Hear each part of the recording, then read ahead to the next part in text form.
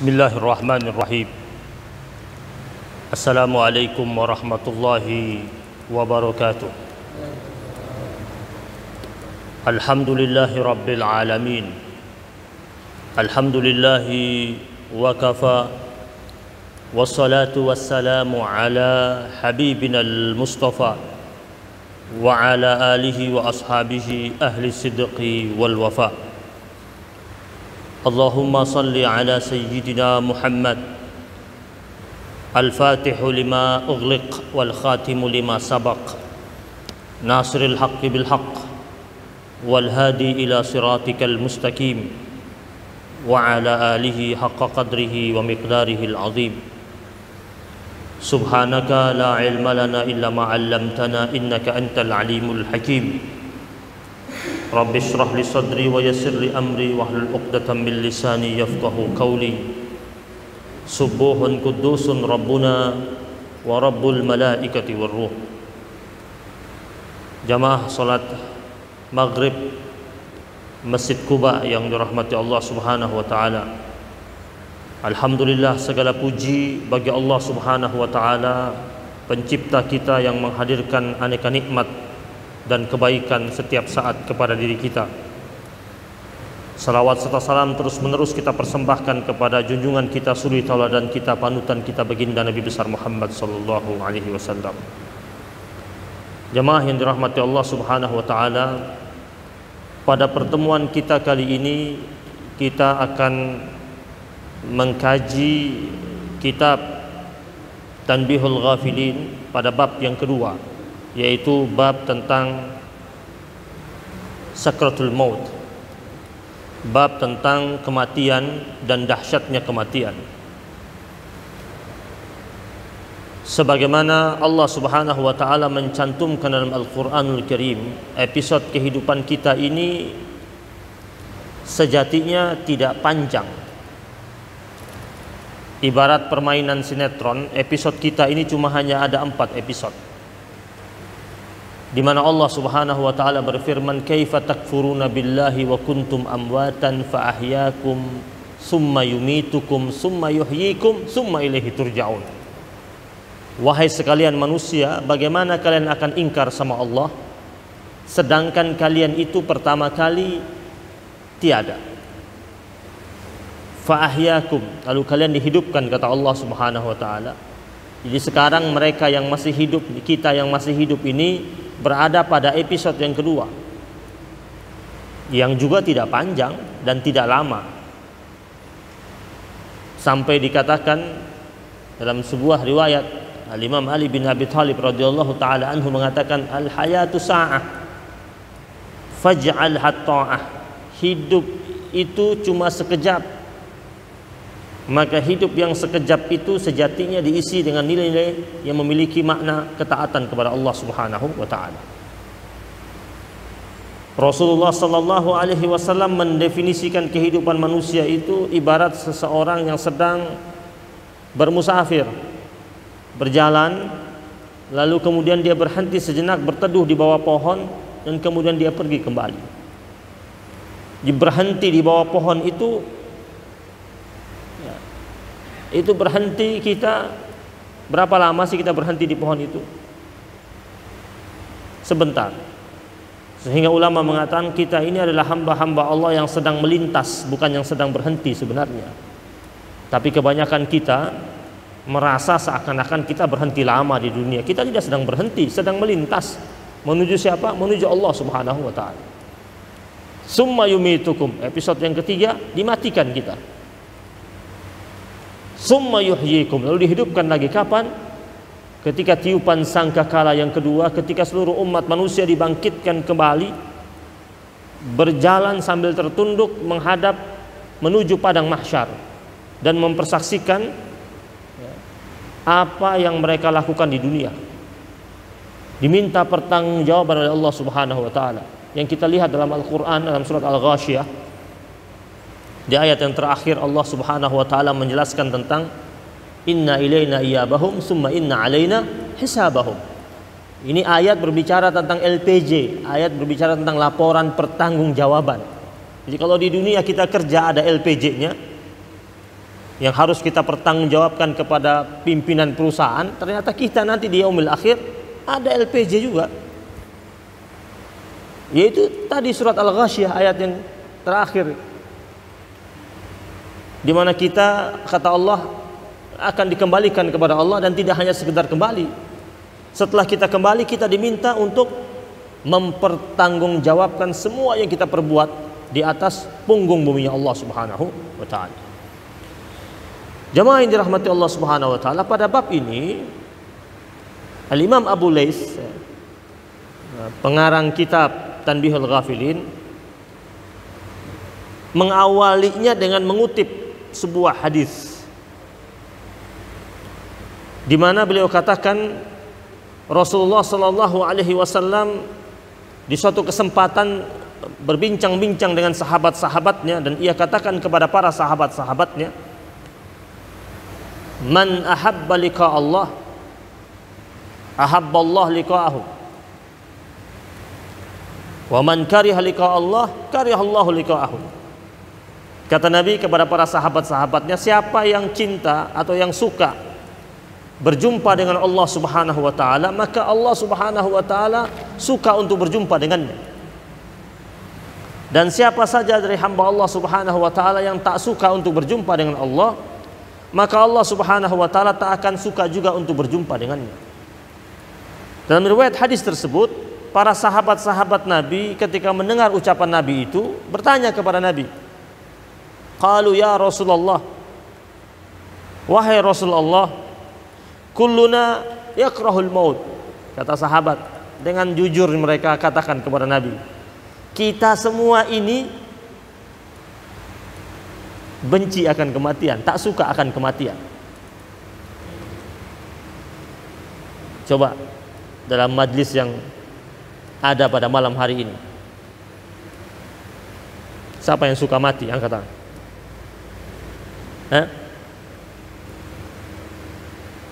Nggak ada.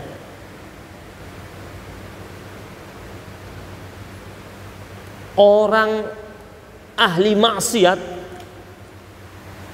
dia tak suka akan kematian. Kenapa? Karena dia merasa bahwasanya perjalanan dia menuju pintu taubatnya Allah Subhanahu wa taala belum dia rintis. Dia takut dengan segala macam bentuk ancaman-ancaman Allah dan siksa-siksa Allah Subhanahu wa taala. Orang saleh sekalipun dia tak suka kematian datang menjemput dirinya. Kenapa? Karena mungkin dia merasa bahwasanya amalnya belum sempurna, masih kurang. Makanya kenapa ada orang sesoleh apapun dia, sealim apapun dia, ketika penyakit menghampiri dirinya, dia ada ikhtiar untuk menyembuhkan penyakitnya dengan harapan dia dapat sembuh. Kemudian dia dapat lagi merintis kesalehan demi kesalehan sebagai bekal mudiknya menuju Allah Subhanahu wa taala. Nah, para sahabat mengatakan, mereka dengar Nabi mengatakan bahwasanya siapa yang suka berjumpa dengan Allah, maka Allah suka berjumpa dengannya. Kemudian siapa yang tak suka untuk berjumpa dengan Allah, maka Allah tak suka untuk berjumpa dengannya. Sahabat-sahabat Nabi pada waktu itu menangkap cara untuk berjumpa dengan Allah, kematian. Maka mereka tanya sama Nabi, wahai Rasulullah, kita ini kalau ditanya sama kita semuanya ini, kita ini tidak suka akan mati, pinginnya nanti dulu, nggak sesegera mungkin. Sedangkan engkau mengatakan kalau pingin dicintai oleh Allah Subhanahu wa taala harus suka untuk berjumpa dengan Allah Subhanahu wa taala, dan sarana perjumpaan dengan Allah yaitu kematian. Lalu Rasulullah sallallahu alaihi wasallam tersenyum. Nabi tersenyum dengan pertanyaan sahabat-sahabatnya. Kata Nabi, laisa zalika bikarahatil maut. Bukan yang dimaksud seperti itu namanya benci akan kematian. Yang dimaksud benci akan kematian itu, kata Nabi, orang mukmin dia tidak akan benci tentang kematian. Kenapa?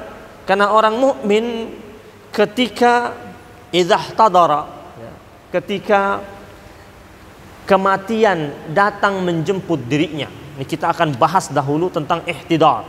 Di dalam hukum Islam, ya, ada istilah-istilah fikih, ya, ada istilah-istilah dalam fikih tentang menjelang kematian. Orang sebelum meninggal dunia itu, jadi ada muqaddimahnya. Yang pertama dikatakan ihtidar, al-ihtidar, yaitu proses sakrat. Ada yang pendek, ada yang lama, ada yang sehari, ada yang tak sampai sehari, ada yang sampai seminggu, ada yang berminggu-minggu. Namanya ihtidar. Ini belum meninggal dia, masih dalam keadaan ihtidar, dalam keadaan sakrat. Para ulama fikih menyatakan bahwasanya hukumnya fardu kifayah, menidurkan orang yang kita lihat sudah berada dalam kondisi sakratul maut. Dia direbahkan sambil telapak kakinya menghadap ke arah kiblat. Ya, jadi tidak asal sembarangan direbahkan. Ya, dia direbahkan dengan telapak kakinya menghadap ke arah kiblat. Kemudian dianjurkan ketika dilihat orang tersebut atau kerabat kita tersebut dalam keadaan sakratul maut, mentalkinkannya, yaitu ya, membimbingnya untuk mengucapkan kalimat syahadat atau mengucapkan kalimat-kalimat thayyibah seperti subhanallah walhamdulillah wala ilaha illallah wallahu akbar, atau menganjurkannya, membimbingnya membaca asyhadu an la ilaha illallah wa asyhadu anna muhammadar rasulullah, atau yang pendek membaca Allah Allah. Ya. Kemudian jika dilihat orang yang dalam keadaan ihtidar ini, dalam keadaan sakrat ini susah, kan ada yang mudah melepas nafasnya, melepas ruhnya. Jika kita lihat orang tersebut susah untuk melepaskan ruhnya, maka kata ulama, orang tersebut dibawa ke tempat yang biasa dia melakukan ibadah sholat atau melakukan amaliyah baik. Makanya di rumah sakit itu, kalau ada orang yang ditangani oleh tim dokter terus dilihat orang tersebut sudah berat untuk disembuhkan, para tim medis hands up, angkat tangan. Kemudian biasanya tim medisnya mengatakan sebaiknya dibawa pulang. Dan ternyata setelah dibawa pulang, dimasukkan ke kamarnya, berapa saat kemudian dia meninggal dunia. Kenapa sekian lama ia berada di rumah sakit? Belum saja ia meninggal dunia, tetap dalam kondisi sakrat, karena itu bukan tempat yang biasa dia melakukan amaliyah ibadah. Dibawa ke kamarnya, kamarnya biasa dia pakai baca Quran. Di kamarnya dia biasa dia pakai qiyamul lail. Di kamarnya biasa dia pakai untuk sholat 5 waktu. Ya. Di kamarnya biasa dia pakai untuk duduk berzikir. Sehingga ketika dimasukkan ke kamarnya, dibawa ke tempat yang biasa dia pakai ibadah, untuk memudahkan ia, proses ia dalam menuju Allah Subhanahu wa ta'ala. Atau dibantu oleh para kerabatnya membaca di sisinya, membaca surat Yasin atau membaca surat Al-Ahzab atau membaca surat As-Saffat. Ini dianjurkan oleh para ulama salafus salihin. Kemudian berikutnya, hukum kedua, makruh hukumnya. Orang junub, orang haid berada di dalam ruangan yang mana di dalam ruangan tersebut ada orang sedang ihtidar, orang sedang sakrat. Jadi dianjurkan yang masuk ke ruangan tersebut orang-orang dalam keadaan suci dan bersih. Hukumnya makruh, tidak haram tapi makruh. Juga sangat dilarang mereka yang masuk ke dalam tempat tersebut menangis, ya, histeris, ngobrol. Kan ada orang datang mengunjungi orang sedang sakrat, ngobrol. Jadi kalau mau ngobrol keluar, jangan ngobrol bicara hal-hal, bicara politik, bicara ekonomi, lagi mengunjungi orang sedang sakrat. Itu makruh hukumnya kata para ulama, tidak boleh.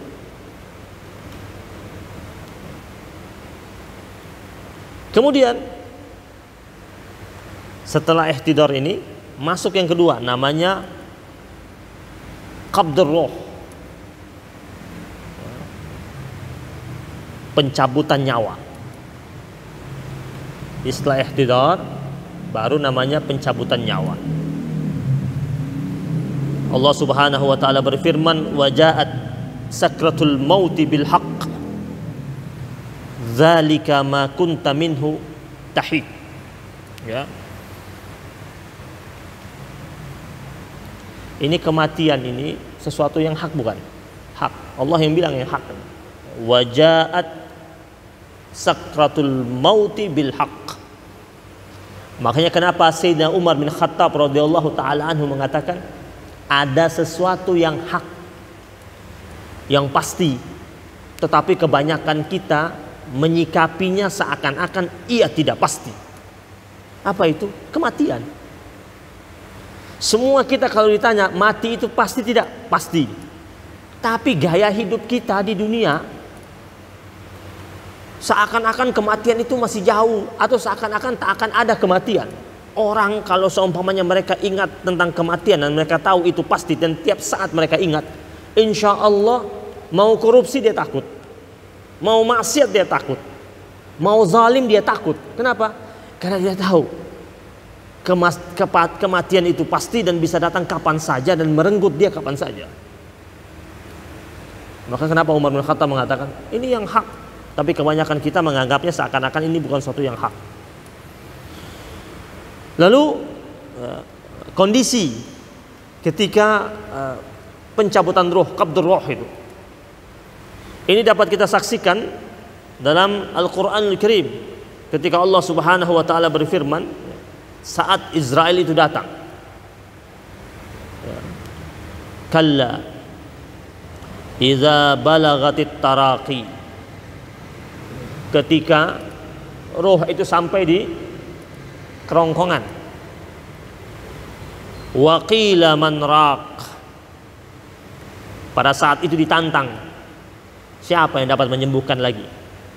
Mau siapkan 50 tim medis hebat, qualified, dokter tanpa tanding.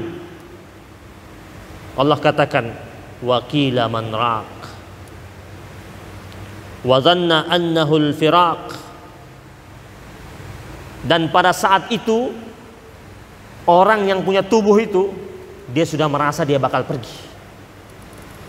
Makanya kita suka saksikan ada orang ketika di penghujung sakratul maut dan dia merasa sudah qabdur ruh, rohnya itu bakal dicabut, dia mengatakan sudah deh.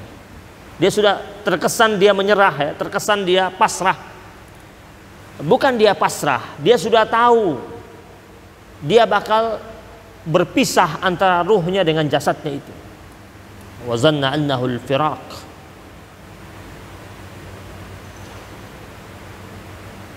Wal taffatis saqu bis-saq.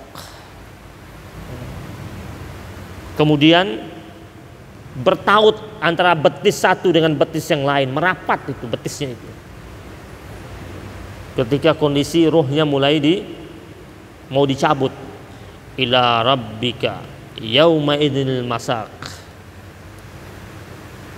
Nah, senada dengan firman Allah tersebut tadi, maka Rasulullah Shallallahu Alaihi Wasallam mengatakan bahwasanya orang mukmin idza ihtadara, orang mukmin itu ketika ihtadara, ketika kondisi sakratul maut itu datang menghampiri dirinya, ihtidar tadi, ja'ahu al-bashir, datang kepadanya berita gembira minallahi ta'ala, dari Allah Subhanahu wa ta'ala, bima yarji'u ilaih, tentang tempat yang bakal dia kembali.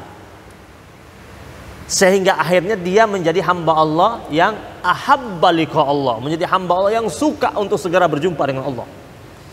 Jadi kelihatan dia ini suka sekali berjumpa dengan Allah ketika dalam keadaan ihtidar, sakrat tadi. Karena ketika dalam keadaan sakrat, pada saat itu ya, ja'ahu al-bashir. Jadi ada seperti slide, ada layar lebar di hadapannya yang hanya dia sendiri yang mampu menyaksikannya.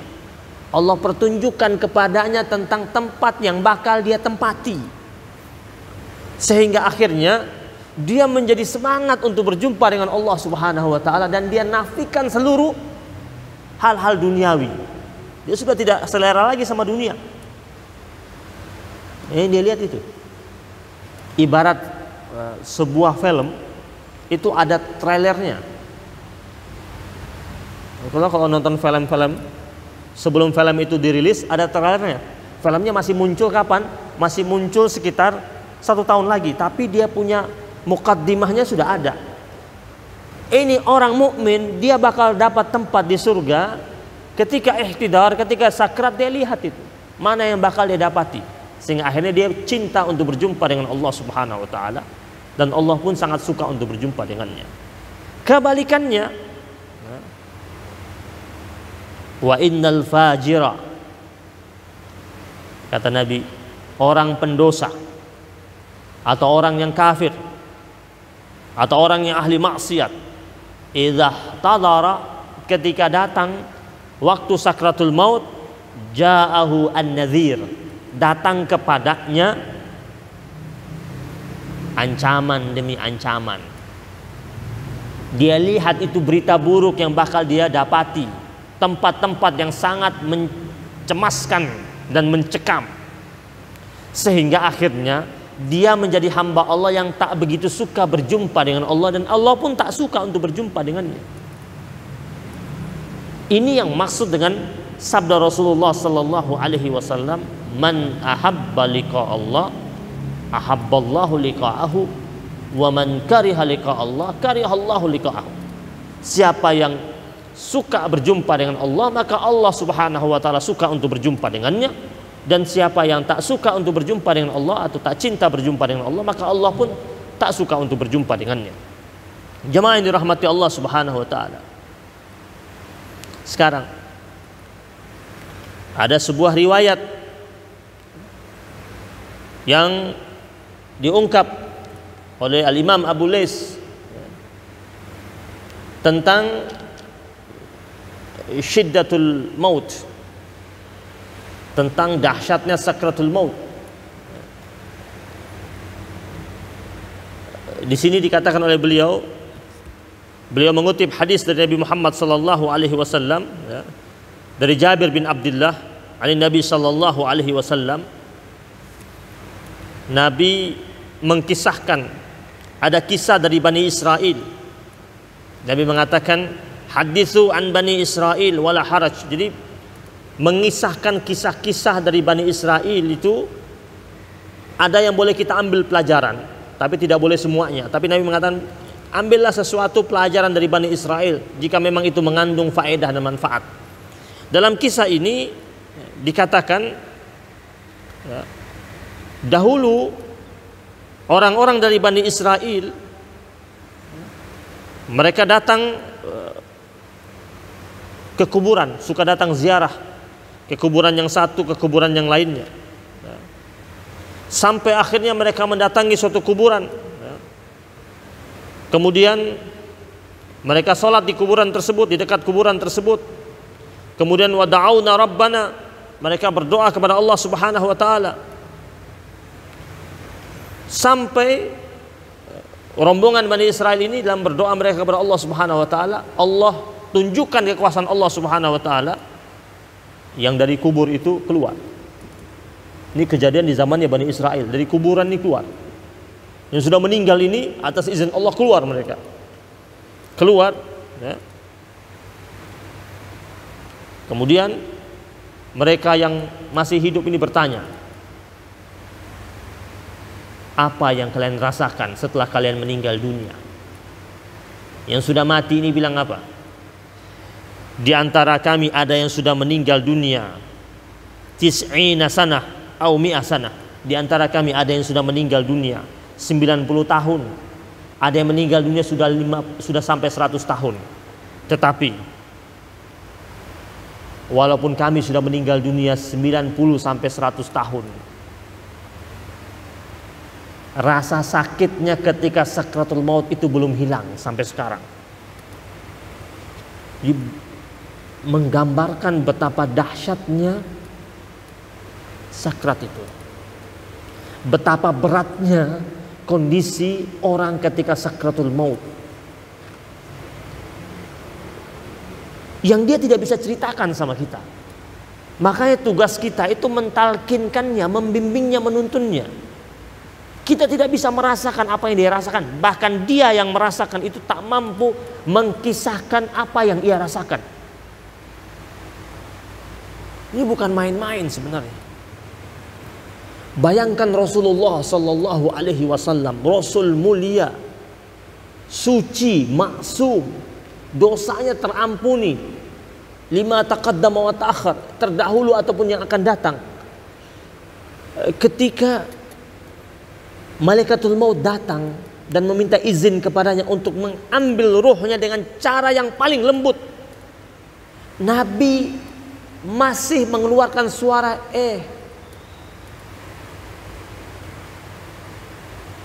dan saking beliau menahan rasa sakit tersebut sampai Jibril alaihissalam yang senantiasa mendampinginya dengan setia dari awal kewahyuannya sampai menjelang wafatnya, Jibril alaihissalam memalingkan wajahnya sampai Nabi mengatakan, wahai Jibril, tak sudikah engkau memandang wajahku? Kata Jibril, aku nggak tega.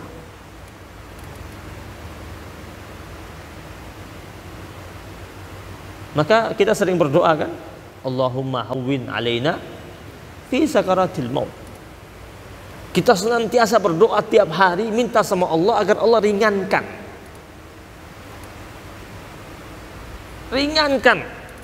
ketika kita berada dalam keadaan sakratul maut. Bahkan dikatakan dalam hadis yang Nabi mengatakan bahwasanya syiddatul maut itu,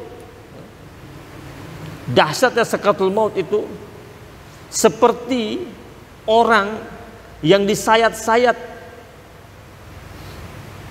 salasami'a darbatan,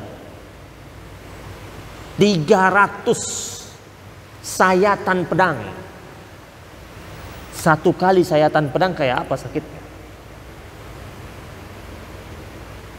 Tapi kita berbahagia sebagai umatnya Muhammad sallallahu alaihi wasallam. Di penghujung hidupnya Rasul mengatakan kepada Malaikatul Maut, seluruh rasa berat yang dirasakan oleh umatku ketika sakratul maut timpakan kepadaku dan biar aku yang menanggungnya, wahai Malaikatul Maut. Baik gak Nabi kita itu? Sangat baik. Rasulullah sallallahu alaihi wasallam sempat bertanya kepada Malaikatul Maut.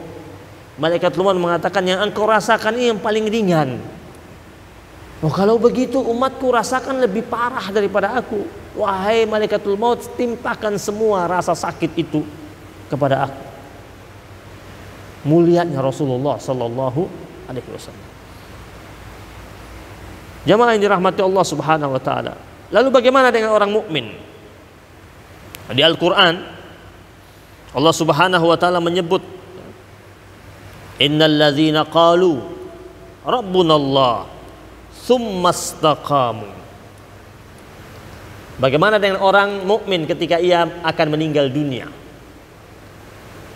Allah mengatakan, sesungguhnya orang-orang yang sering berkata Rabbunallah, Tuhan kami Allah Subhanahu wa taala, dan tidak hanya sekedar mengucapkan Tuhan kami Allah, tsumma istaqamu, kemudian dia istiqamah, dia konsisten dengan ucapannya. Karena ada hamba Allah, dia mengucapkan Allah sebagai Tuhannya, tetapi dia tidak konsisten dalam perilaku dan kehidupannya. Di sini Allah katakan, setelah dia mengatakan Allah sebagai Tuhannya, lalu dia konsisten, terus bertahan dengan nilai-nilai tauhid yang ia miliki tersebut. Kata Allah, tatanazzalu alaihimul malaikatu. Orang-orang seperti ini ketika ia meninggal dunia, ketika ia berada dalam kondisi ihtidar, dalam keadaan sakaratul maut, tatanazzal alaihimul malaikah. Malaikat Allah turun ramai-ramai. Untuk apa? Untuk menjemput rohnya. Ya. Seperti kita pernah dengar ada kisah tentang seorang wanita salehah yang bernama Nusaibah, dari sahabiyah, sahabat wanita di zaman Nabi, yang ikut bertempur di perang Uhud, yang ketika dia gugur langit Uhud berubah menjadi gelap, dan Nabi berkata kepada para sahabat-sahabatnya, kalian tahu kenapa langit di atas bukit Uhud berubah menjadi gelap? Kata para sahabat-sahabat Nabi, hanya Allah dan Rasulnya saja yang tahu.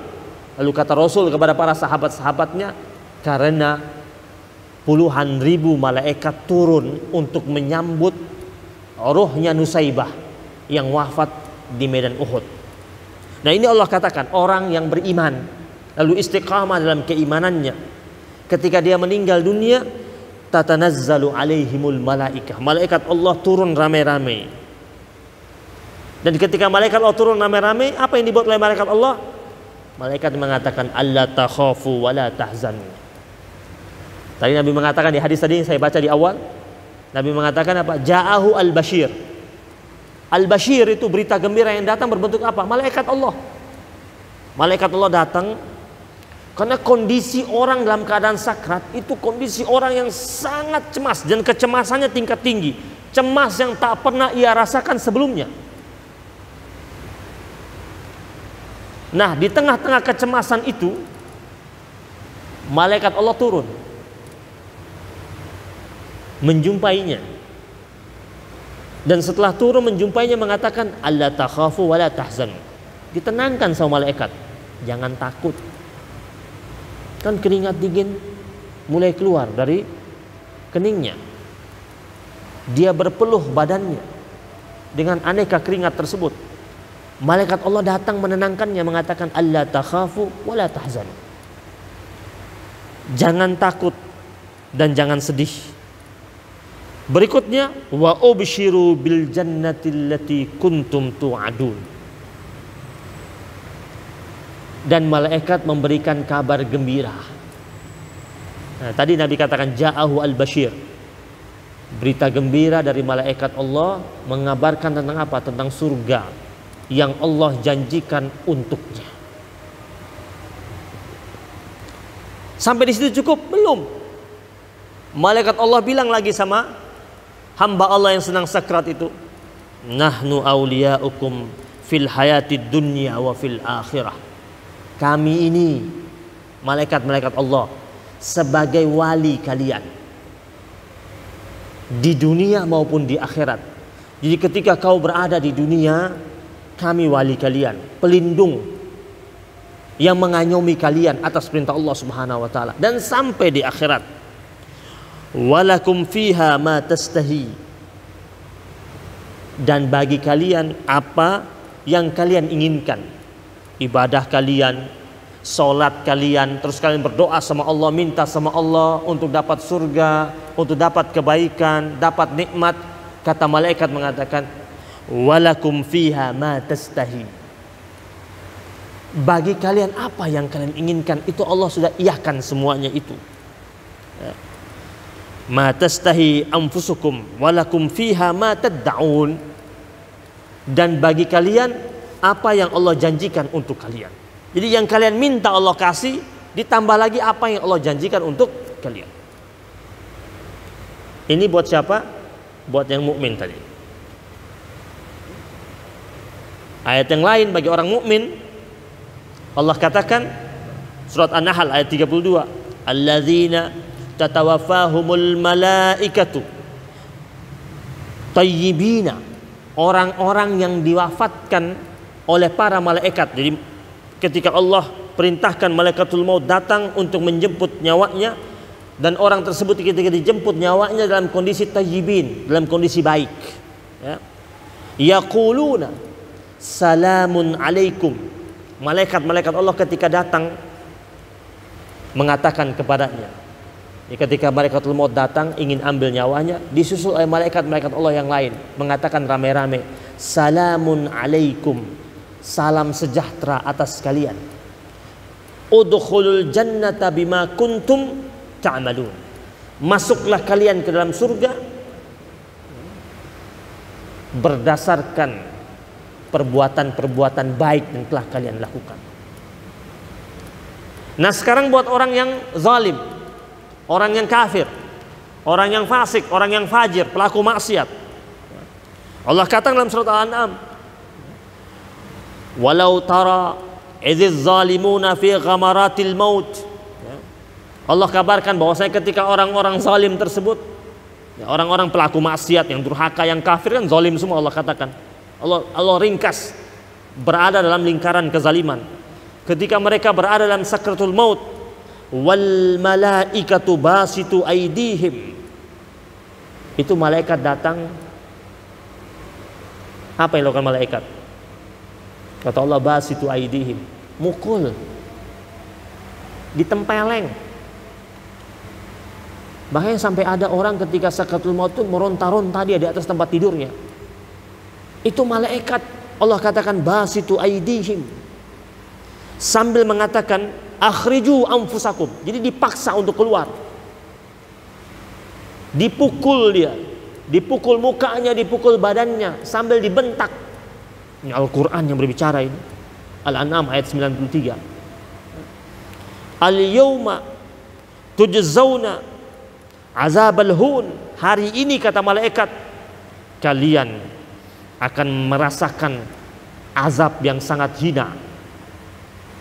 Bima kuntum taquluna 'alallahi bima kuntum taquluna 'alallahi ghairal haq.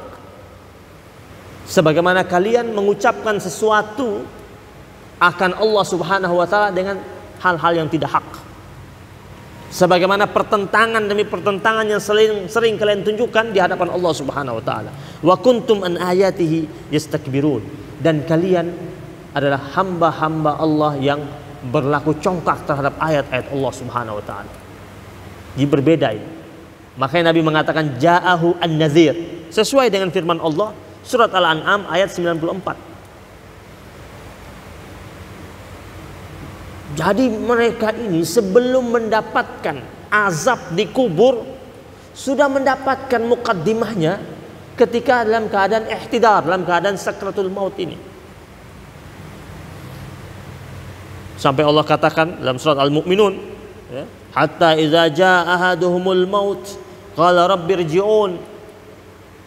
Ketika datang kematian menjemput salah satu di antara mereka, mereka malah berteriak, ya Allah, kembalikan saya.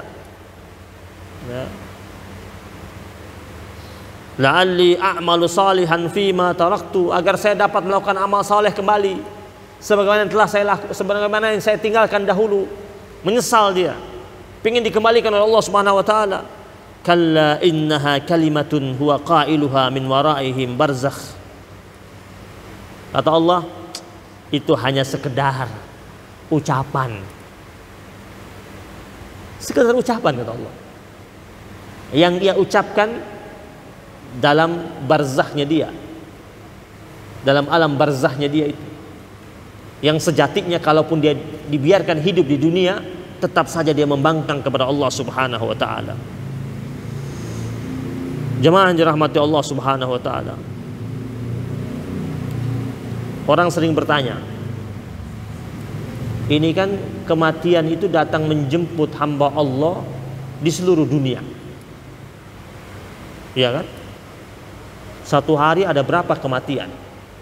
Yang mencabut nyawa siapa? Israel. Israel nyabut nyawa. Terus gimana cara kerjanya? Ternyata dijelaskan bahwasanya Israel ini punya tim. Bukan tim pemburu hantu ya, tim pencabut nyawa. Timnya siapa? Timnya Israel.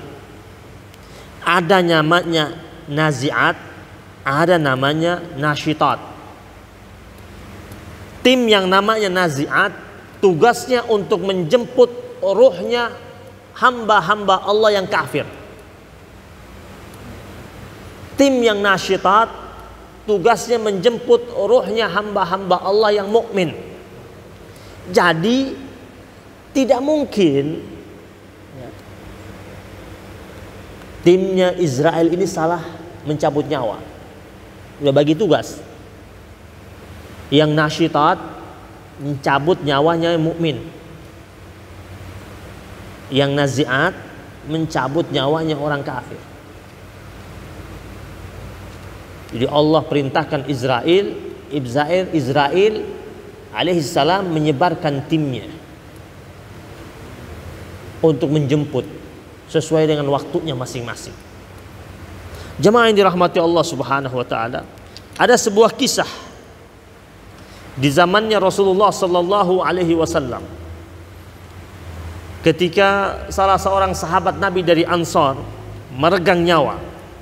Di sini dikatakan ya, ketika Rasulullah sallallahu alaihi wasallam datang menjumpainya, anna Nabi sallallahu alaihi wasallam ra'a malakal maut. Nabi melihat ada malaikatul maut datang dan sudah berdiri tepat di atas kepalanya salah seorang sahabat Nabi dari Ansar yang dalam keadaan sakrat. Lalu Rasulullah sallallahu alaihi wasallam mengatakan kepada malaikatul maut, wahai malaikatul maut, berlaku lembutlah engkau ketika mencabut nyawanya, karena dia adalah temanku, kata Nabi Muhammad sallallahu alaihi wasallam, ya. Fa innahu mu'min, karena dia adalah orang yang beriman. Lalu kata malaikatul maut, absyir ya Muhammad. Malaikatul maut menenangkan Nabi dan menggembirakan Nabi. Dia mengatakan, fa inni bikulli mu'minin rafiq. Sesungguhnya aku malaikatul maut, kalau datang mencabut nyawa dari orang-orang yang beriman, aku akan cabut dengan cara yang paling lembut, dengan cara yang terbaik. Dia bilang, mengatakan lagi, wallahi ya Muhammad, demi Allah wahai Muhammad, sesungguhnya ketika aku mencabut rohnya anak-anak Adam, aku sering mendengar di antara orang-orang yang berada di sekitarnya berteriak dan histeris antara satu dengan yang lainnya. Sampai aku sering berkata, suara apa ini? Jadi malaikatul maut ini sebenarnya dalam tanda petik bingung juga, lihat ketika dia datang ingin mencabut nyawa seseorang dari hamba Allah Subhanahu wa taala, kerabat-kerabat yang berada di sekitarnya suka histeris, menangis, seakan-akan berat untuk melepaskan orang yang akan pergi tersebut. Ya. Lalu dia mengatakan, fa wallahi ma zalamnahu, demi Allah kami tak berbuat zalim padanya, sebenarnya kami hanya melaksanakan tugas kami. Kami tak pernah mempercepat kematian dan tak pernah mengakhirkan kematian tersebut. Ya. Lalu kata malaikatul maut berikutnya, bukankah mereka yang menangis akan kepergian saudaranya ini juga bakal mati? Jadi dia merasa lucu juga malaikatul maut, nangisin yang bakal saya ambil nyawa, sedangkan yang nangis juga bakal mati, tinggal nunggu temponya aja. Berarti yang dianjurkan apa sebenarnya? Ya tadi itu, kalimat-kalimat thayyibah. Lalu malaikatul maut mengatakan, wallahi ya Muhammad, demi Allah wahai Muhammad, tak ada seorang pun dari hamba Allah Subhanahu wa taala, walaupun dia berada di rumah yang terbuat dari sesuatu yang rapuh atau rumah yang terbuat dari batu yang kokoh, kecuali aku akan datang menjumpainya dan mengambil ruhnya ketika sudah masaknya tiba. Lalu dia katakan, ini perlu catatan buat kita yang terakhir. Dia katakan, ya,